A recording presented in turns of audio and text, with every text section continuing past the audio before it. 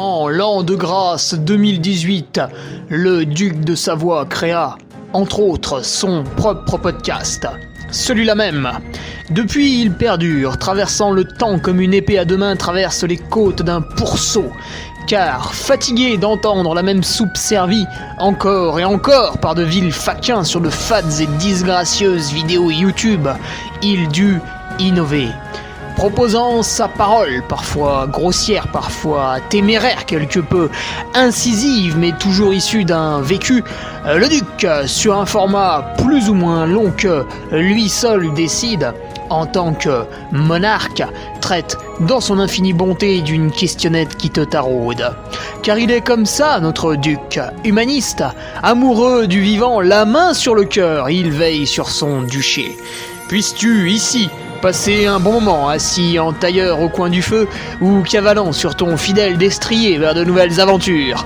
Pose donc cette hallebarde, débarrasse-toi de ton home et nettoie les taches de sang de ce visiteur qui, troublant ta quiétude, s'est vu embrasser le mur afin de savourer pleinement la divine parole. Paix sur terre, mon ami, et allons-y!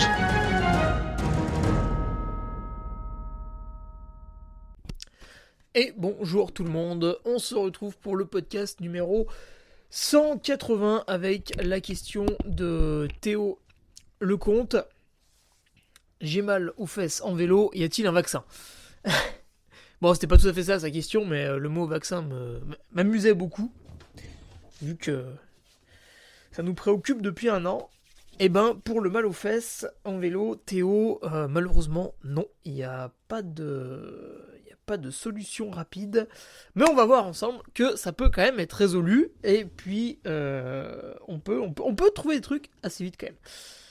Alors, vous l'avez entendu, ça y est, le super jingle est revenu, et oui, j'ai retrouvé mon ordinateur. Ça y est, après 3 semaines de disette, eh bien ça y est, il refonctionne. Oh là là, quel plaisir. Donc j'ai pu changer cette coquine de batterie qui fonctionnait plus. Voilà. Évidemment, vu que tout est fait chez nos amis asiatiques et qu'il y a des pénuries, j'étais bien embêté, mais ça y est, ça marche, c'est fabuleux. Oh là là, je ne me souvenais pas à quel point c'est agréable d'avoir un ordinateur qui tient la batterie. Oh, je suis ému, c'est seulement depuis hier soir que je l'ai, donc là vraiment c'est l'émotion qui prime pour le moment. Alors, quelques petites news rapides, comme toujours. Je remercie les nouveaux patriotes, avec Philippe, James Lambin et Arthur Berthe. Merci à eux de me soutenir, et en échange, ils accèdent au Patreon. Alors qu'est-ce qu'on avait cette semaine? Lundi, la revue de presse avec un petit débroussaillage des Templiers, mais pas que. Il y avait aussi le Grand Raid de la Réunion, où on a quand même vu pour la première fois une victoire de Ludovic Pomeray, alors qu'il tournait autour depuis un moment. On a vu aussi la petite sœur de la finale des Golden Try Series, où on avait un Français que je connais bien, Clovis Chavreau, qui était présent, qui a fait 6ème. Et puis il y avait quand même une manche de Coupe du Monde de skyrunning en France, au Trime des Mathésins, donc c'est quand même une très très belle épreuve. Les regards étaient portés sur les Templiers et le Grand Raid de la Réunion, mais voilà, il y avait quand même 2 autres épreuves très sportives à côté, et puis bien sûr un petit mot sur le Grand Raid Qatar, un très bel ultra du côté de Carcassonne. Pour tous ceux qui aiment un peu les trucs médiévaux, n'hésitez pas pour les prochaines années à aller là-bas, vous allez vous régaler. Alors, ce vendredi sur le Patreon, eh bien je vais faire un petit retour sur mon Endurance Trail des Templiers, qui ne s'est pas très très bien passé quand même. Et je pense que ce retour est important à faire, parce que j'ai eu beaucoup de messages de félicitations. Alors c'est gentil, c'est toujours plus sympa que des messages d'insultes, genre ouais t'es trop nul, gros con. Bon ça voilà, quand vous le recevez, même si vous êtes nul, c'est pénible. Mais il n'y a pas vraiment matière à me féliciter pour cette course réalisée en 12 heures, puisqu'avec mon niveau sportif, il fallait faire 11 heures. Donc là, on est face à une contre-performance. Donc au lieu de se féliciter et de continuer à faire des conneries et d'aller de contre-performance en contre-performance, voilà, je préfère stopper la saison et me reposer et repartir de plus belle une fois que ça ira mieux, puisque là, visiblement, le corps ayant cédé au kilomètre 80, ça veut dire qu'il y a un fond de fatigue, donc il faut se calmer et ne pas enchaîner comme un sagouin au risque de réaliser ensuite des perfs de plus en plus mauvaises. Voilà. Donc François Den, il a gagné l'UTMB. Est-ce que François Den a recouru ? Non, pas encore. Voilà. Que dire de plus ? Donc ouais, ça sera vendredi sur le Patreon. Sur le Patreon, le forum est de nouveau en fonctionnement depuis déjà 2 semaines. On va pouvoir y aller en grand puisque le site n'a pas subi d'autres attaques de pirates malveillants. Donc on va pouvoir reprendre un fonctionnement vraiment lourd sur le forum. Je vais travailler des petites images, des trucs, des machins. Voilà, ça va s'améliorer. Et donc, c'est la news. Place à la coupure. Une coupure saine. Alors, qu'est-ce qu'une coupure saine ? On pourra y revenir si ça vous intéresse en podcast la semaine prochaine. De mercredi prochain. Voilà, ce sera pas une réponse à une question, mais plutôt une orientation d'idées. On a déjà parlé de la coupure, où, quand, quoi, comment. C'était plus ou moins de la théorie. On pourrait parler de ce que je vais entamer cette année, enfin ce que j'ai entamé, puisque là, depuis vendredi dernier, j'ai rien foutu. Donc voilà, coupure saine pour moi. Donc je ne vais pas aller engraisser le chiffre d'affaires de McDonald's ou d'autres restaurants bizarres, même si j'ai tout de même fêté ça un soir. Prochain objectif. Et oui, puisque quand on coupe, c'est pour être tranquille, puis après on se réentraîne pour un objectif. Eh bien, il sera fin février, début mars. Je ne sais pas encore ce que c'est. Ah, je ne vous fais pas de cachotterie, je ne sais pas. Je ne sais pas, je ne sais plus, je ne sais pas. Il y a un truc qui est fascinant à cette période de l'année, c'est la Trans-Gran Canaria. Mais cette course a choisi de s'affilier au circuit Spartan. À tort, à raison, bon, on s'en fiche. Et donc, potentiellement, elle pourrait être moins intéressante qu'une course by UTMB, un event, une très grosse course. Donc, j'attends de voir ce calendrier UTMB, qui doit sortir en octobre, puis vous le voyez, là, on est déjà le 27 octobre, donc on piétine tous d'impatience, on est dans les starting blocks, on n'en peut plus, on est retenu par une laisse, on crie dans tous les sens. Il va arriver, ce calendrier UTMB, on l'espère. Il y aura... Voilà, ils avaient parlé de 3-4 dates en France pour que ce soit pas mal et tout. Et puis si c'est à l'étranger, voilà, Italie, Espagne, Suisse, des pays un peu cool où on peut se rendre en bagnole sans trop que ce soit embêtant, et ben voilà, s'il y a un objectif fin février, début mars, je vais sauter dessus. Et en attendant, je patiente. Mais je me suis rendu compte, et je reviendrai dessus la semaine prochaine si on parle de la coupure, que moi, l'objectif fin février, début mars me correspond tout à fait, puisque l'hiver, j'ai plus de temps. Alors, pour m'entraîner plus, oui, pourquoi pas, c'est sympa, mais aussi pour récupérer, en fait. Voilà, c'est ça aussi que j'ai pas fait beaucoup avant les Templiers, et ce sera en détail pour les Patriotes ce vendredi. Donc voilà pour les petites news, Puis dernière animation micro ce week-end sur l'Eventbrite Roya, qui est juste à côté de Clermont-Ferrand. Donc voilà, si vous voulez m'entendre au micro une dernière fois, ce sera là-bas. Après, il n'y en a plus cet hiver, il n'y en a plus. Le pass sanitaire a malheureusement freiné l'ardeur de quelques coureurs, donc beaucoup de courses se sont déroulées avec des pelotons extrêmement réduits, restreints. Deuxième problématique, c'était les courses qui se sont décalées, qui ont aussi dilué le flux de coureurs. Donc quand certaines courses, en août, en septembre, avaient du mal à remplir, perdaient environ 50% de leurs inscrits, les petites compétitions rurales sympathiques de fin de saison qui font 10, 15, 20, 25 km, des trucs pif-paf qui sont faits entre le matin et le début d'après-midi, eh bien ils ont eu peur de ça. C'est des petites associations qui n'ont pas des grosses trésoreries, donc ils n'ont pas eu envie d'organiser pour que ce soit un petit flop, qu'ils aient des ronds à sortir de leur trésorerie, puis si ça suffit pas, de leur poche. Et donc ils ont préféré annuler leur événement, donc c'est un petit peu dommage, voilà. Donc on espère que ce pass sanitaire va très vite sauter, et on espère que l'an prochain on ait une saison normale, pour qu'on n'ait pas une surcharge de compétition à la fin de l'année, puisque c'est néfaste pour tout le monde. Donc voilà, bon, cette année on a composé du coup avec les problématiques qu'on avait, mais quand même, maintenant ça devrait aller mieux, donc on espère une saison normale l'an prochain, et ça fera beaucoup de bien après cette reprise qui était certes sympathique, mais maintenant il faut encore aller de l'avant pour retourner vers la normalité, et ce sera super. Donc dernier week-end au micro pour les Von Trail Roya, qu'est-ce qu'on a ? On a un 50 bornes, c'est joli, vous allez au Puy-de-Dôme, puis après vous avez un circuit limite de cross, enfin c'est assez atypique comme course. Un 28 km, donc là c'est en toute simplicité l'aller-retour au Puy-de-Dôme, et un 9 km nocturne la veille. Donc un week-end vraiment rigolo, pour ceux qui sont pas très loin, qui connaissent pas, c'est vraiment l'occasion de passer un bon dernier moment ensemble. C'est ni trop long, ni trop court, voilà, c'est assez bien foutu, assez bien organisé. Donc, la question de l'ami Théo Lecomte, qui était resté dans les tréfonds de mon fichier Excel. J'ai mal aux fesses en vélo. Et y a-t-il un vaccin ? Putain, j'adore ce titre. Donc, oui, on peut faire des choses. Parce que tu vois, Théo, t'as un petit peu mal aux fesses quand tu fais du vélo. Enfin, j'imagine dans les jours d'après, puis du coup, t'as pas forcément envie de recommencer. Dis-toi bien qu'un professionnel, évidemment, pour lui, tout va bien. Donc, il y a des astuces. Alors, on va voir lesquelles. Premièrement, c'est une question d'entraînement. Tu vas me dire, putain, t'es gentil, j'ai mal, et tu me dis de continuer, et puis ça va passer. Oui, non. Mettons des guillemets.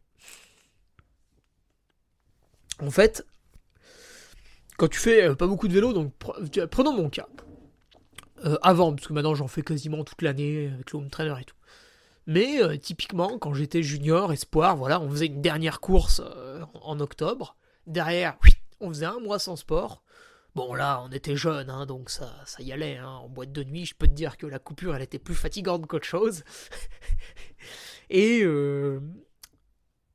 du coup, on coupait en octobre, on coupait en novembre après le mois d'octobre, et on reprenait en décembre. Mais on reprenait pas forcément par du vélo, on faisait beaucoup de prépa physique, on faisait un petit peu de course à pied, on faisait de la muscu, on faisait du ski de fond, etc. Et un petit peu de vélo, c'est vrai. Mais néanmoins, les premières sorties vélo, qui faisaient par exemple 2 heures, et puis après, en janvier ou février, on partait en stage, et là on faisait des sorties vélo qui faisaient 4, 5, peut-être même des fois, exceptionnellement, 6 heures. Et à ce moment-là, c'est vrai qu'on avait mal aux fesses. Pourquoi ? Parce que pendant longtemps, on avait arrêté la pratique du cyclisme, donc tous tes muscles, toute l'anatomie, tous les tendons, tout ce qui compose un peu ce qu'on appelle les fesses, et c'est resté au repos, c'est resté un peu amorphe, tu vois, pendant un mois et demi, puis du coup, ça s'est désadapté, voilà, ça n'avait plus besoin d'être adapté à la selle du vélo, donc une fois que tu remontes dessus, le corps, il fait « Waouh, qu'est-ce que c'est que ça ?» et tout, et du coup, il redécouvre. Et donc, t'as mal, forcément. En fait, faut que tu vois ça un peu comme une courbature. Je sais pas si on peut dire que c'est une courbature, mais ça y ressemble. C'est comme, par exemple, t'arrêtes la course à pied pendant 2 semaines, tu vas faire un footing de 10 bornes, paf, courbature. Alors qu'avant, je sais pas, tu faisais peut-être 10 bornes tous les jours et t'avais pas de courbature, donc t'en faisais beaucoup plus. Et là, un seul footing te provoque des courbatures. Bah oui, parce qu'il y a eu une désadaptation. Alors, c'est pour ça aussi, j'y reviendrai la semaine prochaine, dans le podcast de la semaine prochaine, je fais une coupure saine. Ça veut dire que je diminue évidemment drastiquement la dose de sport puisque je me repose.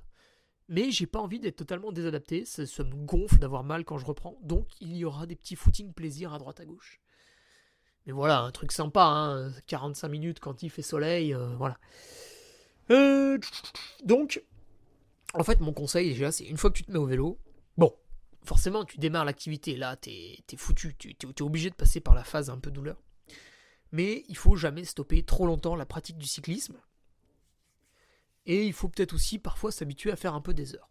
Alors, ne jamais stopper trop longtemps, qu'est-ce que ça veut dire ? Je pense, prenons le cas un peu de Monsieur Tout-le-Monde, voilà, qui bosse plus ou moins la semaine, qui a un petit peu une famille, le week-end c'est place aux entraînements, mais pas que. Donc il a des contraintes un peu chargées. Pour moi, Monsieur Tout-le-Monde, voilà, c'est entre 7 et 14 heures par semaine, quoi. Voilà, suivant le degré de motivation ou d'emploi du temps plus ou moins débile. Donc cette personne qui va pratiquer entre 7 et 14 heures d'entraînement par semaine, donc disons, voilà, une petite moyenne de 4 à 6 entraînements, C'est un coureur, une coureuse, et en étant quelqu'un de passionné par son sport, il s'est vite rendu compte qu'il fallait pratiquer l'entraînement croisé, donc le vélo. Il se met au vélo, bon, il a un peu mal aux fesses et tout, mais bon, ça se passe bien, puis finalement il est adapté, puis il a plus mal, etc. Très bien. Et là, il arrive à l'approche de son objectif de course à pied, par exemple. Admettons, je sais pas moi, le trail du Ventoux début mars. Et donc, dans les 3 dernières semaines, il n'y a plus trop besoin de faire du volume. Il va se reposer un peu, faire des séances d'affûtage à pied, etc. Et donc, pendant 2 semaines, voire 3 semaines, le vélo est au placard. Derrière son objectif du trail du Ventoux, il va se reposer 5 à 10 jours. Donc encore 5 à 10 jours sans vélo. Puis après, il va reprendre par un petit footing et par une petite séance de vélo. Et puis rapidement, il va refaire 2-3 heures de vélo le week-end parce qu'on est début avril, parce qu'il fait beau, etc. etc. Donc la personne, finalement, sans s'en rendre compte, aura fait 6 semaines sans vélo. Et du coup, quand il va refaire une sortie de 2 heures à vélo, putain, merde, il va avoir mal aux fesses. Et oui, parce qu'il a stoppé trop longtemps. Du coup, le conseil, c'est tout simple. Même si vous n'avez pas forcément besoin de ces séances de vélo, gardez, 45 minutes de home trainer en récup un soir, voilà, en buvant un peu, ceinture, etc. Gardez peut-être une sortie d'1h15 dehors, quelque chose de très cool pour faire tourner les jambes. Alors en fait, ce qu'il faut savoir, c'est qu'en vélo, vous avez un phénomène qui est vachement intéressant, c'est que si vraiment, vous roulez avec un braquet relativement souple, que vous n'êtes pas une intensité élevée, que vous ne faites pas le bourrin en danseuse, voilà, vous êtes assis, vous faites tourner les jambes, c'est fluide et tout, eh bien ça vous permet un meilleur retour veineux, hein, c'est un peu, disons, voilà, 1 heure de vélo sur le plat en tournant les jambes sans faire le bourrin, c'est équivalent à porter des chaussettes de récup par exemple, hein, on peut dire ça comme ça fait revenir le sang plus vite. Donc ça peut être intéressant. Donc il faut garder ça. Et puis après, un autre truc, c'est que si vous voulez pas avoir mal en faisant une sortie de 2 heures de vélo, de temps en temps, faites une sortie, je sais pas moi, peut-être une fois par mois, si vous n'êtes pas trop effort de longue endurance, une fois par mois, faites une sortie de 3-4 heures. Ça vous fera un truc un peu long qui va vraiment vous solliciter le fessier, là, pour le coup. Et du coup, quand vous ferez vos sorties de 2 heures, aucun problème. Voilà. Donc ça, c'était le premier point pour parler un petit peu de l'entraînement qui peut éventuellement améliorer votre confort à vélo. Après, moi j'ai noté 3 autres points. Alors le deuxième, c'est un peu, on retombe sur l'idée de la vaccination. Hein, voilà, tac, un petit truc magique comme ça qui arrive. C'est le cuissard. Et oui, alors ça c'est fabuleux, c'est extraordinaire. Vous prenez 2 cuissards. Il y en a un, vous allez rentrer de votre sortie de vélo. Ça va être affreux, vous aurez eu mal, ça vous aura gratté, frotté, vous aurez peut-être une interritation et tout, parce que vous avez acheté un truc bas de gamme, d'une marque plus ou moins inconnue quelque part, et donc la qualité n'est pas exceptionnelle, pas au rendez-vous. Et puis le lendemain, vous faites une sortie de vélo avec un cuissard d'une qualité exceptionnelle qui coûte un œil. Alors là, le leader incontesté, incontestable, c'est Assos, la marque suisse. Alors ça s'écrit A2SOS, rien à voir avec le saucisson. Assos. Le cuissard, alors oui, je sais, si vous êtes en train de taper dans Google, vous allez halluciner du prix. Mais je vous le jure, vous n'aurez plus mal aux fesses. Ah sinon, c'est de la mauvaise foi. Après, on a d'autres marques qui sont pas trop mal, qui sont un petit peu moins chères et qui vont quand même convenir. Ça va être Nalini, Santini, et puis là j'en ai un... Ah oui, Endura, c'est pas mal aussi. Voilà, donc mes amis qui pratiquent le cyclisme auront peut-être d'autres marques en tête, mais Nalini et Santini, c'est des marques italiennes, donc il y a... Tu sais, eux, faut que ce soit et classe et confort, enfin, c'est fabuleux, hein, l'industrie du textile en Italie, c'est un autre monde, hein. À côté, en France, vous êtes à la préhistoire, quoi. Donc, achetez le bon cuissard, ça peut vous sauver, hein, si vous êtes sujet à un petit mal de fesses. Voilà, hein, on approche de Noël, ajoutez-le sur la liste. Le petit cuissard à sauce, vous allez vous régaler. Regardez, si vous voulez d'autres idées de marques, regardez les pros. Ça m'étonnerait qu'il y ait une équipe professionnelle qui propose un cuissard tout pourri à ses coureurs. Pourquoi ? Parce que le cycliste professionnel va s'entraîner environ 25 heures par semaine, entre 20 et 30 suivant S'il vient d'Ukraine, il va plus être sur des 30 heures par semaine. Puis s'il vient de France, il va plus être sur 20 heures avec des exos spécifiques. Bon, je caricature un peu, mais au final, pas tant que ça. Donc regardez les pros, regardez le matos qu'ils utilisent, les marques qu'ils ont. Ça peut aussi vous donner des idées pour les cuissards, pour le textile. Autre chose à regarder chez les pros, alors je sais pas s'ils vont le faire cette année, mais parfois vous pouvez acheter des trucs, des textiles non utilisés, parce que l'année d'après ils refont un peu les sponsors, tout ça, les maillots changent toujours un petit peu, voire même carrément. Donc essayez de voir si vous pouvez prendre contact plus ou moins avec les équipes pro, parce que je sais que des fois il y a des ventes de matos en textile. Il y a aussi des ventes de matos en matériel, alors ça c'est pas l'objet du podcast, mais cette année il n'y en aura pas, parce que c'est fabuleux. Les mecs des équipes professionnelles de cyclisme, ils ont peur de la pénurie des composants de vélo. Donc ils gardent leurs anciens matos, pour être à même de réparer les vélos si jamais. Non mais c'est une folie. Donc ouais, ça va être assez cocasse à voir tout l'hiver. Donc regardez les pros. Voilà, le petit point matos, c'est assez simple, il n'y a rien de plus à dire. Mieux vaut lâcher quelques euros dans un bon cuissard. Bon, en plus, le cuissard, franchement, ça vous fera des années. À moins d'être quand même un serial killer de la borne, vous allez le garder plusieurs années. Troisième point intéressant, qui pour moi va avec le reste, c'est incontestable, c'est aussi la position sur le vélo. Eh oui.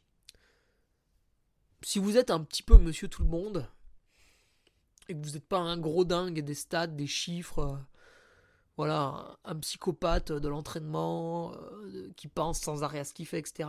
Donc si vous êtes un peu comme monsieur tout le monde, vous avez acheté un vélo, vous êtes monté dessus, vous avez plus ou moins réglé la selle à une hauteur qui vous convenait. Pareil pour le cintre, la potence, voilà, vous avez foutu ça, souvent vous l'avez laissé comme c'était, vous avez réglé que la selle. Et puis vous êtes parti rouler, vous aviez pas mal au genou, vous êtes dit voilà c'est bon, c'est ma position, terminus, et puis derrière entraînement. Oui, mais non. Là vous allez peut-être pas, ça se trouve vous avez une position qui est plus ou moins correcte et ça vous va, mais vous allez peut-être développer tout un tas de pathologies à force de vous entraîner avec une position qui n'est pas forcément bonne pour vous. Donc je vous conseille, là encore on est à l'approche de Noël, profitez-en, de réaliser une étude posturale.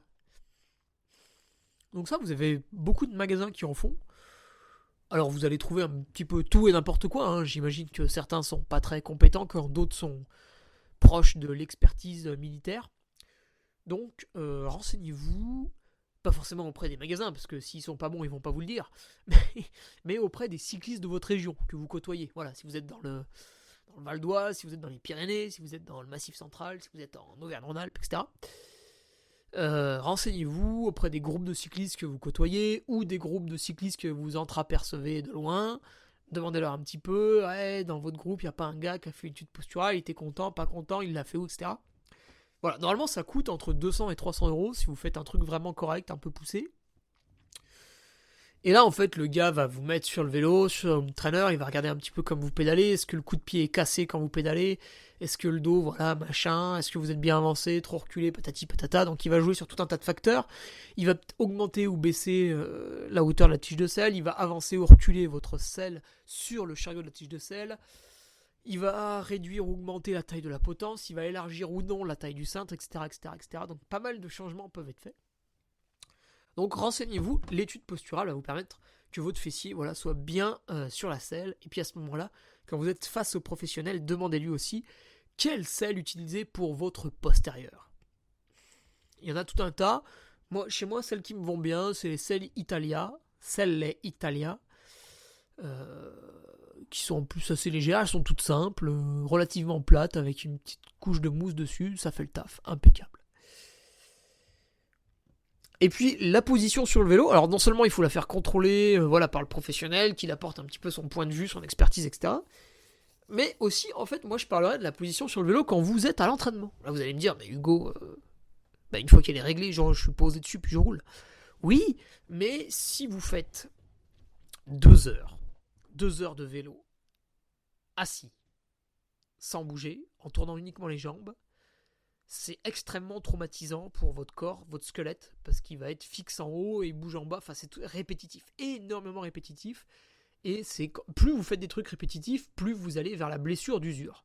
Alors que si vous faites 2 heures de vélo, avec certes des moments où vous êtes assis, mais aussi parfois quelques côtes, quelques sprints, des moments où vous êtes debout en danseuse à des intensités qui vont varier elles aussi, eh bien vous allez beaucoup moins vous user le postérieur, puisqu'il va être assis 10 minutes, il va être en danseuse 3 minutes, assis un quart d'heure, en danseuse 8 minutes, etc. etc., etc. Donc vous aurez un petit peu moins mal aux fesses parce que vous allez varier votre position dans la séance d'entraînement. Donc ça aussi c'est une petite idée qui est pas trop débile. Je pense là, nous autour de Chambéry et Aix-les-Bains, si tu veux, on le fait naturellement parce qu'on a un peu de plat, un peu de côte, etc. Ça varie sans cesse. Mais quelqu'un qui est dans une région plutôt plate, je pense à mes amis de Tours, voilà, bon courage. Ce que vous faites, faites-vous des sprints pancartes, faites-vous du sprint tout court, des 30 secondes en danseuse à fond, etc. Des trucs comme ça, ça va varier un peu la position, ça évitera d'être tout le temps assis sur le truc. Et puis le dernier point qui peut être intéressant, mais qui est quand même à mon avis, à mon sens, moins important que les 3 autres. Moi, si je devais faire un truc, je placerais d'abord le matos, d'abord un bon cuissard, et quasiment à égalité l'étude posturale pour avoir une bonne position. Après, l'entraînement, c'est plus personnel et subjectif, je dirais. Mais quelqu'un qui a un mauvais cuissard, ça ne changera pas qu'il aura toujours un mauvais cuissard. Et s'il a pas mal, c'est pas parce que finalement ça va, c'est parce qu'il a de la chance d'être relativement fort physiquement. Et point numéro 4, lui c'est le plus léger, récupérer. Alors vous allez me dire, mais comment je récupère des fesses ? Très bonne question. C'est un muscle. Les fesses, c'est un muscle. Les fessiers. Sinon, les Instagrammeuses, elles s'embêteraient pas à faire des squats à la salle. Voilà. C'est pour développer leurs fesses et pour faire des belles photos. Donc, vous développez vos fesses, vous le faites quand vous faites l'entraînement. Et du coup, votre muscle est fatigué. Donc, il faut le faire récupérer plus vite. Et là, automassage. Voilà. Vous roulez votre postérieur sur un rouleau avec des petits picots en mousse. Vous roulez votre postérieur sur une balle de tennis, etc., etc. Vous avez compris l'idée. Les étirements, pour les fessiers, il y en existe tout un tas. Alors moi, j'en fais beaucoup parce que c'est un gros problème chez moi. Ça me tire sur le fascia lata et j'ai un petit TFL sur la jambe droite. Donc, étirement fessier, chez moi, c'est toute l'année. Et la décompression articulaire aussi, puisque vous êtes tassé quand vous faites du vélo, puis vous êtes tassé quand vous courez, en plus il y a les chocs. Donc décompression articulaire, qu'est-ce que c'est ? Je me pends à une barre, tout le corps par la pesanteur, étiré vers le bas, ça décompresse un peu la colonne et tout. D'autres décompressions, vous allongez entre guillemets sur un Swiss ball. Du coup vous avez le dos qui est arrondi, alors certains vont s'allonger sur le ventre, d'autres sur le dos, ça dépend un peu les tensions que vous avez. Essayez les deux, vous allez vite comprendre ce qui vous va le mieux. Et puis, allongez-vous calmement, attention, faites pas les bourrins. Et puis une autre décompression, vous pouvez décompresser un peu seulement une jambe. Vous vous mettez debout sur, la table de nuit, sur la jambe gauche, puis la jambe droite, elle pend dans le vide. Voilà, ça c'est une autre décompression articulaire. Et puis tous ces petits conseils, vous allez les retrouver dans les livres de Christophe Cario, Savoir s'étirer, Un corps sans douleur, et il avait fait un truc, sport, je sais plus quoi. Mais les 2 premiers sont déjà des best-sellers. Et enfin, si vous avez les fesses très contractées, vous avez des grosses tensions, puis vous avez la flemme de faire 4 minutes d'automassage sur le fessier droit, 4 minutes d'automassage sur le fessier gauche, vous pouvez utiliser le pistolet de massage. Alors ça, c'est très très bien pour les fessiers, parce que les fessiers, c'est un très gros muscle. Voilà, oui, regardez vos fesses, regardez vos mollets, vous allez vite comprendre qui est le plus gros. Donc, utiliser le pistolet sur le mollet, ça fait mal, parce que c'est un petit muscle. Mais utiliser le pistolet sur un gros fessier, ça fait du bien, parce que vu que c'est un gros muscle, avec le rouleau, vous aurez peut-être des fois du mal à sentir vraiment que vous êtes en train de faire passer la contraction, alors qu'avec le pistolet, là, ça va aller taper vraiment dans le muscle, et puis vous pouvez mettre, moi j'ai le Hypervolt là, de Ice, la marque c'est Ice, je sais plus quoi là. Voilà, vous avez 3 vitesses, je peux vous dire que la 3e vitesse, le cul il vibre. Donc voilà pour les petits conseils, hein, Théo Lecomte. Voilà, tu as mal aux fesses en vélo, y a-t-il un vaccin? Bien sûr, Hugo Ferrari vient de te le donner. Écoute, Théo, pour cette consultation médicale de haut vol, ça te fera 25 €.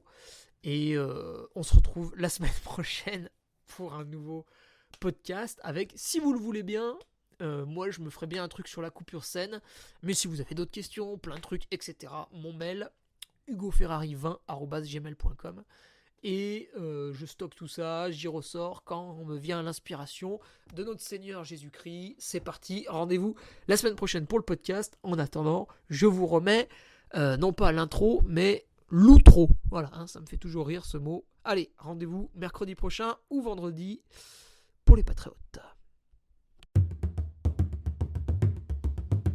Tu viens d'écouter le podcast du Duc de Savoie. Si tu souhaites approfondir avec de pertinents articles d'éminents spécialistes, rejoins le Patreon. Tu feras ainsi partie, en tant que fidèle patriote, de la très prestigieuse Duke Army. Si l'humour est ton leitmotiv et que tu n'as peur de rien, viens sur l'Instagram.